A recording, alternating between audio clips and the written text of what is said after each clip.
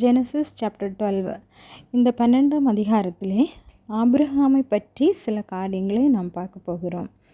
முதலாவதாக, கூடாரவாசியான ஆபிரகாம் தன் இனத்தையும் தன் தகப்பனுடைய வீட்டையும் விட்டு புறப்பட்டு சென்ற Abraham. Abraham was a man of tent. ஆதியாகமம் 12:1 கர்த்தர் ஆபிரகாமை நோக்கி, உன் இனத்தையும் உன் தகப்பனுடைய வீட்டையும் விட்டு புறப்பட்டு நான் காண்பிக்கும் தேசத்துக்கு போ. உடனே கர்த்தர் சொன்னபடியே அவன் புறப்பட்டு தன் மனைவியாகிய சாராயையும் தன் சகோதரனுடைய குமாரனாகிய லோத்தையும் தாங்கள் சம்பாதித்திருந்த எல்லாவற்றையும் கொண்டு கானான் தேசத்தை சேர்ந்தான். ஆபிரகாமை பற்றி அநேக காரியங்கள் நமக்கு தெரியும். அவர் விசுவாசிகளின் தகப்பன், கீழ்ப்படிதலுக்கு எடுத்துக்காட்டானவர்.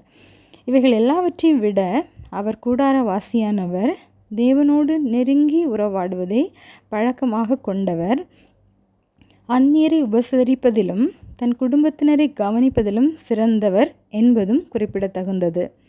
கர்த்தரை நம்பி கூடாரவாசியாக இருந்து அவருடைய மகிமைக்காக, அவருடைய ராஜ்யத்தின் திட்டத்திற்காக செயல்பட்டவர் இந்த ஆபிரகாம். இப்படி இருந்தால் மட்டும்தான் நாம் ஆபிரகாமை போல விசுவாசத்தில் தளராமல் உறுதியாக இருக்க முடியும்.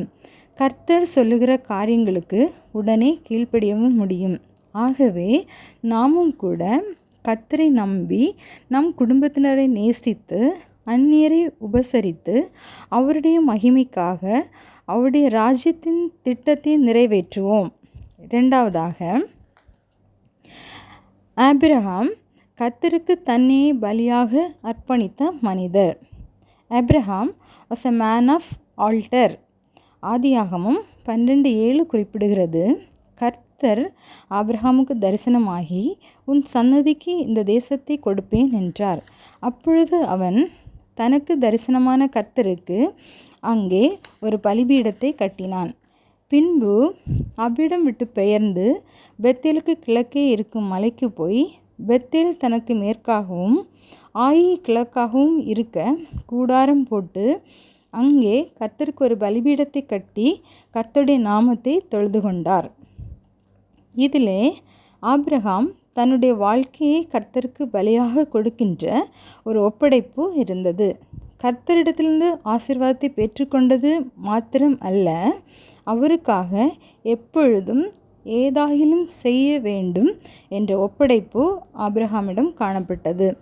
நம்மிடத்திலும் கூட ஆசீர்வாதத்தை பெற்றுக்கொள்வது மாத்திரம் அல்ல, முற்றிலும் நம்மை அர்ப்பணிக்கின்ற, நம்முடைய வாழ்க்கையும் அவருக்கு பலியாக கொடுக்கின்ற, அவருக்காக ஏதாகிலும் செய்கின்ற அனுபவம் காணப்பட வேண்டும். மூன்றாவதாக, தேசத்திற்கு ஆசீர்வாதமாக மாறின Abraham. Abraham become a blessing to the nation. ஆதியாகமம் 12:2-3 நான் உன்னை பெரிய ஜாதியாக்கி உன்னை ஆசீர்வதித்து உன் பேரை பெருமைப்படுத்துவேன், நீ ஆசீர்வாதமாய் இருப்பாய், உன்னை ஆசீர்வதிக்கிறவர்களை ஆசீர்வதிப்பேன், உன்னை சபிக்கிறவர்களை சபிப்பேன், பூமியிலுள்ள வம்சங்களெல்லாம் உனக்குள் ஆசீர்வதிக்கப்படும். பூமியிலுள்ள வம்சங்களெல்லாம் ஆபிரகாமுக்குள் ஆசீர்வதிக்கப்படும் அளவிற்கு ஆசீர்வாதத்தை பெற்றவர் இந்த ஆபிரகாம். தேசத்திற்கே ஆசீர்வாதமாய் திகழ்ந்தவர், தன்னுடைய ஆசீர்வாதத்தை மற்றவர்களுக்காக பயன்படுத்தியவர், இயேசுவை மையப்படுத்தி சுயத்தை வெறுத்து மற்றவருக்காக வாழ்ந்தவர். இன்று நாம் கர்த்தரிடத்திலிருந்து பெற்றுக்கொள்கிற ஆசீர்வாதங்களை நமக்கு மட்டுமே என்று ஒரு குறுகிய வட்டத்திற்குள் வாழ்ந்து கொண்டிருக்கிறோம். நாமும் கூட தேசத்திற்கு ஆசீர்வாதமாக இருப்பதற்கு கர்த்தரால் ஆசீர்வதிக்கப்பட்டவர்கள் என்பதை உணர்ந்து மற்றவர்களையும் ஆசீர்வாதமாக செயல்படுவோம். கர்த்தருடைய நாமம் மகிமைப்படுவதாக. எங்களை அதிகமாக நேசிக்கிற நல்ல தகப்பனே, இந்த நாளிலும் ஆபிரகாமை பற்றி சில காரியங்களை நாங்கள் கற்றுக்கொள்ள உதவி செய்தீங்க. நன்றி செலுத்துகிறோம். நாங்களும் எங்களையே உமக்கு பலியாக அர்ப்பணித்து எங்களுடைய சுயத்தை வெறுத்து உம்முடைய நாம மகிமைக்காக மற்றவர்களையும் நாங்கள் ஆசீர்வாதத்திற்கு நேராக வழிநடத்த எங்களுக்கு உதவி செய்யுங்க. எங்களுக்கு நீர் தந்த ஆசீர்வாதங்களை நாங்கள் மற்றவர்களோடும் பகிர்ந்து கொண்டு அவர்களையும் உம்முடைய ராஜ்யத்தில் சேர்த்து கொள்ள எங்களுக்கு உதவி செய்யுங்க. இயேசுவின் மூலம் ஜெபிக்கிறோம் நல்ல பிதாவே, ஆமென்.